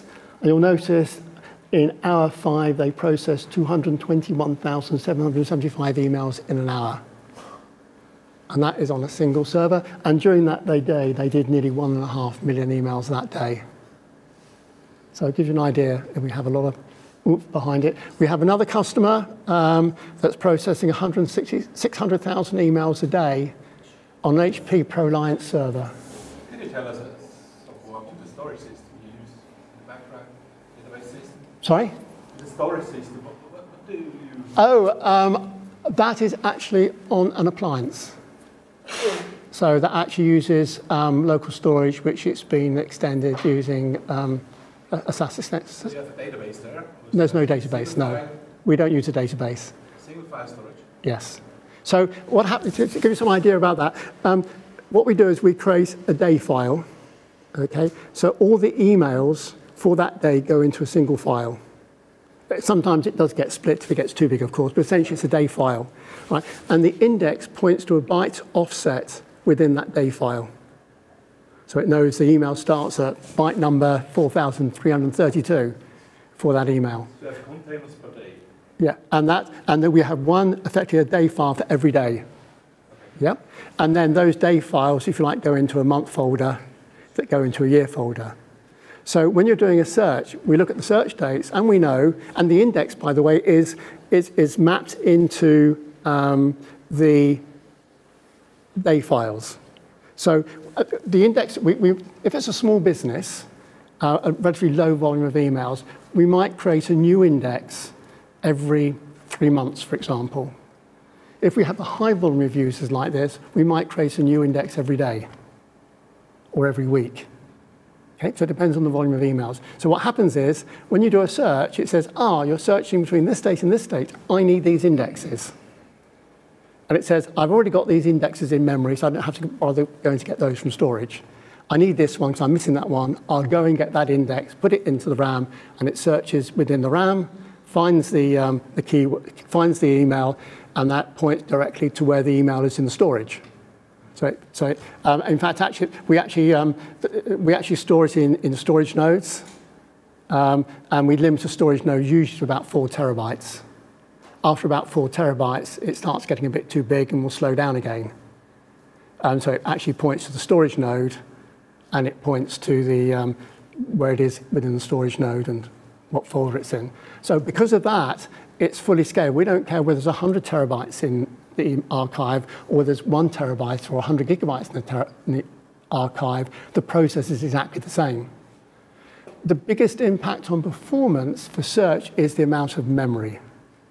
So we've got a customer at the moment that's processing about 600,000 emails a day, an hour at peak, which is 166 emails per second.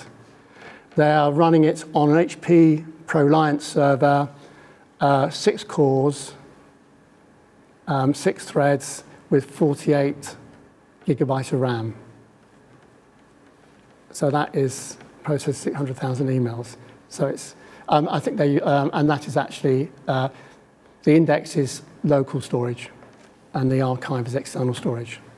The only thing is that when we're actually archiving, or particularly when we're actually, we just push the information out to the memory, to the storage. Right? There's no handshake, and we just chuck it out.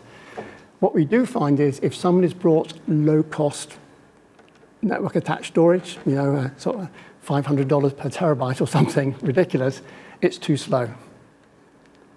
So the only problems we do have, if the storage is, thick attached storage is too slow, it can't keep up with us. We've got high volumes of emails, so we have come across that a few times. You know about that one. So as well as that, then we produce lots of traffic reports, and the traffic reports and you can have different graphs, and you can export them to CSV files. And this one here is traffic over, and you can actually see the traffic, you know, the emails, message process through the week, peaks on Mondays, quiet at the weekends. So we produce lots of reports, all sorts of reports here for users. We mentioned mobile force. We have an API. We developed an API for service providers. And everything you can do through the user interface, the admin interface, you can do through the API. Okay?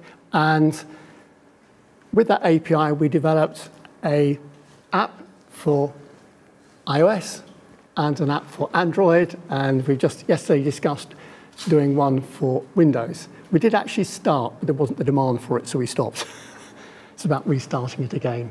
But the app is used by some of our service providers to interface to their billing systems and user consoles. So it's an automated process when you want to sign the user up, add a user, or add a business, and it does everything for you automatically based on some work with the API. Anyway, going back to the, so you can search for it, display the results. You can reply from the apps exactly the same way as you can from the archive itself. We can backfill the archive that came up before, so we can import legacy email from any system. We do quite a bit from some of our competitors, I might add as well. What we're finding now, particularly in some sectors, it's becoming a replacement market. In other words, they've had archiving for a few years. Perhaps that product really hasn't kept pace with their needs, and they need to migrate to a different archiving solution. So we work with them in order to help them get the emails out of the old system and put it back into Cryoserver. And also, of course, we can import emails directly from the mail servers. Exchange and Lotus Notes is easy. If you're using all sorts of other, it may have, sometimes it's SMTP, sometimes it's IMAP. It depends on the mail service concerned. Probably not much. We also provide what we call stubbing, reduce the size of the mailbox. Some of you are probably familiar with that. Not many of our customers use it. But essentially what we've done there with the original email was an attachment with 6 megabytes. And we've taken the attachment out, put it in the archive and replaced the attachment with a link. And so the new email in the mailbox is now only 23 kilobytes instead of 6 megabytes. When you click on the attachment, click on the link, it retrieves the attachment for you. It's a good way of reducing the size of your mailbox, particularly if, sorry, yes? The archive, the old email is still with the attachment? That's a good point, yes. For compliance purposes, we have to keep the attachment within the envelope. If otherwise, which also means that we don't deduplicate attachments. So if somebody sends an email and twice, then you get the attachment stored twice. if you use stubbing, you're taking the email out of the envelope. So from that point of view, it's not strictly compliant. Yes, which is probably why the majority of our customers don't actually use stubbing. It depends what their main criteria is for archiving. If it's to reduce them, particularly if it's just to reduce mailbox size, then it's a good option. And we have a stubbing client, that allows you to set a stubbing policy and define which users want to be stubbed, which ones don't. It may be you've got a typical user that's sending large attachments or lots of drawings and things. Although sometimes we find it may be more of a generic one, sending out brochures, company brochures and things like that. You don't want to keep archiving. So you want to keep archiving the same brochure every time. So what they do is they just set up something, from sales at something, and then just stub that one. I've missed a slide here somewhere, which is interesting. I was just going to, I may have to come back to that in a moment. But just to summarize a couple of things there, we've already discussed it's a carrier grade solution, multi-tenant architecture, you're aware of that. We have a wizard for adding new companies to make it a little bit easier for you. And the wizard has default settings, fill in a few details, and you've added a new company to Cryoserver. We have a dashboard for reviewing and managing tenants, and that just gives you a view of the dashboard. It's still a bit difficult to see, but if I just stand up for a moment, on this column here, we've got unique senders and some in red.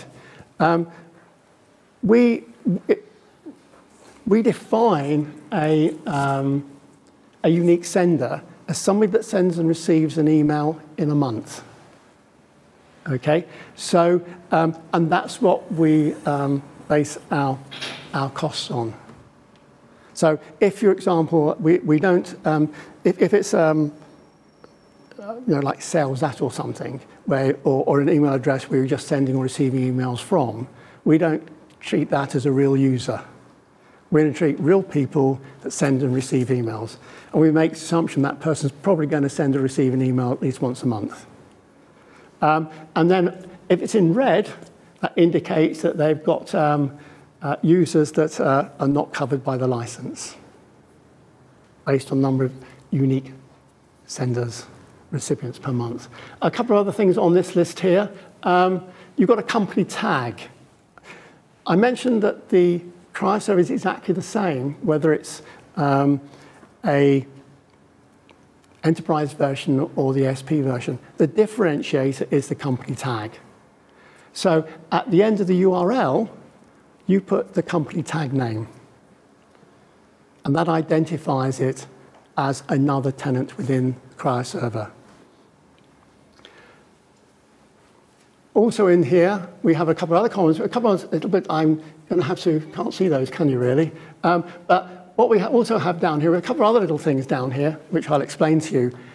One of them is admin. If I click on it, I'm logged in, I'm actually logged in as a super user. And a super user is the top level of administrator. Yeah, so and I can see all the, I can't see the archives, but I can see all the administrator functions for all the companies within Cryoserver. If I click on the admin one for a tenant, if I click on the admin one for one of the tenants, I get logged in as the administrator for that business. And then I can make modifications, change things for that business. However, what we have done is add some role-based management to it. So if I go to my next slide. Oh, too much, too far. Some role-based management. So you have two options. And this, again, was driven by some of our customers. As a service provider, you want to minimize the amount of management you have to do for one of your tenants. And some of the things you may not be able to manage at all. So, for example, let's say that tenant has their own internal Exchange server. You may not want to be responsible for activities on that Exchange server, for example, setting up the LDAP links or the single sign-on. So you can devolve responsibility to the administrators of the companies that are in Cryoserver. And you can devolve the responsibility. So here this, and this is based on role-based management. So I can say, I'm going to allow you to manage your single sign-on. I'm going to allow you to set folder limits, set an exclusion role manager. I haven't even covered that yet, an exclusion rule manager. Or I can do it myself as a super user. So we have role-based management, and that enables it. So some of your tenants will say, I don't want to do it, I'm just buying a service. I want you to do all this lot for me. Others will say, well, actually, I really want to be in control of connection settings or whatever it may be on that list, reports or usage summaries. Exclusion rule, that's just popped up here, exclusion rule manager. I mentioned we actually archive everything. Well, there are some exceptions to that. So, for example, Citrix did not want all the automatic server updates from around the world being archived. So we have an exclusion rule manager which says, I'm going to exclude certain emails from being archived, or certain domains being archived. A favorite one is, particularly smaller companies, the MD doesn't want his emails archived. So that's fine, you can exclude it. But mainly is you use it to exclude perhaps Exchange notifications and other network notifications that come in via email. You probably don't want to get those archived. It's a bit pointless. So you can do what you like on that one. We do per company reporting, and if you're just a dedicated user, you get the same thing. The only difference being on a multi-tenant, on this one here, at the top here, you have all the companies. You can select which companies you want to display, which ones you don't want displayed, and if you're just a standard single tenant solution, it's just your own report. And that report identifies the company name, the company tag, the IDs, the licensings, the disk usage, raw volume process, number of active users, email count, total disk used, and total email count. So you can see how much disk storage each business is using, and we actually set alerts out. You allocate storage to Cryoserver, of course, and then when the storage reaches 90%, we send a little note to you saying, a little email saying, storage reached 90%, you need to allocate more storage. And then at 95%, we send another one. And if you use more than that, we actually stop processing emails. Because once it gets to 98%, there's probably not enough space to us to guarantee we can process every email. So we actually stop processing emails, but all that means is we either hold them within Cryoserver or they get held within the mail server. And then you can just add more storage, allocate an additional storage nodes, and it'll carry on processing additional emails.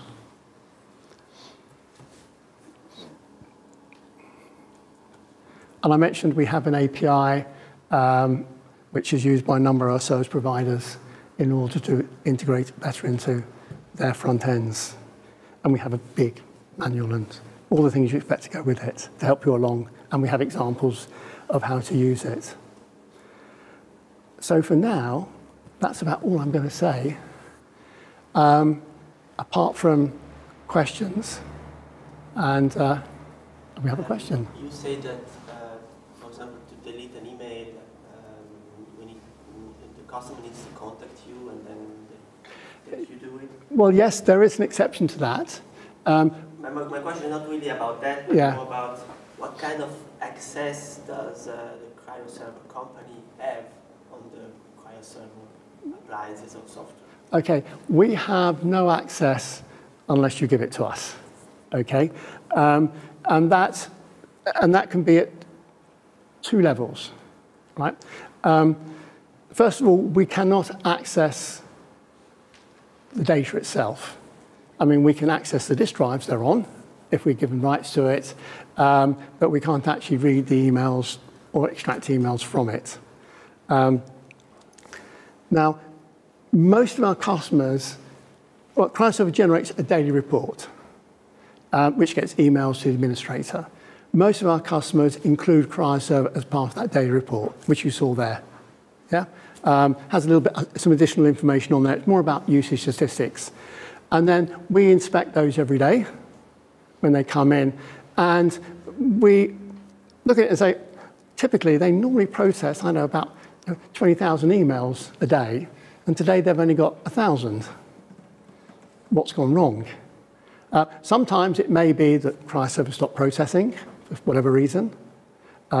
Sometimes we've had cases where they've forgotten they've got Cryoserver and they've reconfigured or moved the Exchange server and forgot to reconnect it back to Cryoserver again. Perhaps they're doing an upgrade, for example, and they forget to redo it. So it's quite useful for us to be proactive in that sense. We also, some of our customers, all the support we can do pretty much through a TeamView meeting or a go-to meeting. I think we can probably, so very seldom do we have to go further than that. When we're doing an install, for example, a VM install, we have an OVF template. Because run the OVM template, do the install, we connect to it, and we just finish the configuration off. If necessary, if we're doing an upgrade, at the moment we do the upgrades ourselves, but we are adding the feature where the customer can do the upgrades themselves without us getting involved. So for us to do an upgrade, we do need SSL or SSH connection, but normally that's set up from the other end. Administrative access to the server. I mean, no. For some of our customers, there are legal provisions that forbid access from outside of Switzerland. That's fine. We have some of our banks exactly the same thing. Exactly. Yeah. So with our banks, no, they don't allow us outside access at all. Yeah. In fact, one of them, through one of our partners, if we need to do an upgrade, we have to put it on a disk and we have to walk it into the data center and do it locally. So in Switzerland, we have seen both already. So customers without any access from outside, totally isolated. Yes. Partners doing all the patches. And on the other side, partners who really are open. Cryo's direct access helps with the installation, with support. In general, the partner, this is a good thing, is really close to the vendor for Cryo. You cannot compare it to other vendors, where they have the traditional support ticketing stuff. And we don't do that. Which is, we all know, a pain in the ass. I mean, some of our customers have been with us for 10 years, 7 years, 4 years, a long time. And even though they have their own partners, the partner just says, just talk to the customer. And we just support them. We just keep the partner updated on what we're actually doing. Because particularly for the bigger customers, it's very important that they get the support they need as quickly as possible. And quite often it's also, so we're not really cutting out the partners. We're just sort of bypassing them from the first level of support. The customer rings up, says, how do you do this? Quite often it's searches. What happens is a customer comes along and says, I've just had the auditors or compliance people in, and we need to do a search for this. How do we do it? Because sometimes they're quite complex. So sometimes our support people will write scripts, in order to run some really sophisticated, complex searches for them. So there's all sorts of levels of support we do. But the proactive monitoring, for example, one of the appliances, one of the appliances was getting a little bit too hot. And we noticed this, and we rang up the customer, and they found out that the cooling system had failed, and they didn't know it. So everything was getting very hot. We told them up, they met, and they said, oops, we have a problem here. But we don't charge any extra for that. We have a support cost. The support cost is there to provide support in any way we can. Again, with appliances, we provide advanced replacement. And sometimes for big customers, we put spares in, effectively free of charge, was part of the support cost. Because obviously, if it's important to them, you don't want to waste time getting disk drives and swapping disk drives and parts backwards and forwards. So it's very much tailored around the different market sectors and what their expectations are. I think it's also good for the partners to start the business, to be so close to the vendor, because with Cryo you can find the customer tomorrow and you can start immediately an installation, and Cryo will help you to set up this installation. So you don't have to do the normal upfront training and demo installations in your lab and stuff like that. You can just go on and then learn from this first installation. Yeah, I mean the first if you like to, you can do the opposite way as well. Yeah, quite often the first installs that we do are actually with the partner shadowing us. So if you like, the first install is actually the partner training at the same time. I mean, usually the typical scenario is an opportunity arises, and even strictly with end users themselves, you know, and we just say, try it. We don't delete anything. We don't modify anything on the Exchange server apart from setting up journaling, which is pretty standard. We don't delete any emails. So you can, and quite often they just direct a couple of mailboxes to us, which we archive, and they can play around with. So it's really, it's sort of in a sense, a no-brainer. You're not having to put anything in your network. You're not having to disrupt your network at all. And we can do the install all remotely, give you a little bit of training, and even a complex install is probably no more than a day. And you don't have to install any components on Exchange no components on Exchange. Or an Outlook. Because at the end of the day, the user interface is a web interface. Yes. So again, there's no Outlook plugins to distribute and all those sorts of things. And by the way, we do work with OWA as well, for those running OWA. So I think we ought to call that a day, unless there's any more questions. Yes, one. Yes, one. It's possible to cache my archive mails and to access them from offline.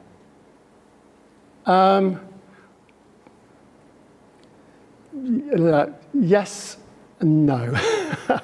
I will say that, obviously, what we can do, what we have done is installed, like we do here, a local copy of Cryoserver on your laptop, and then you can cache the emails onto your laptop and do it that way.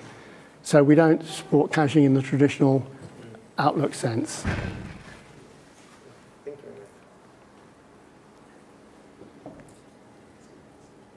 Well, that's it. I want to thank you all for giving up your morning. I think we have a little bit of lunch. And any questions, I'll be pleased to answer over lunch.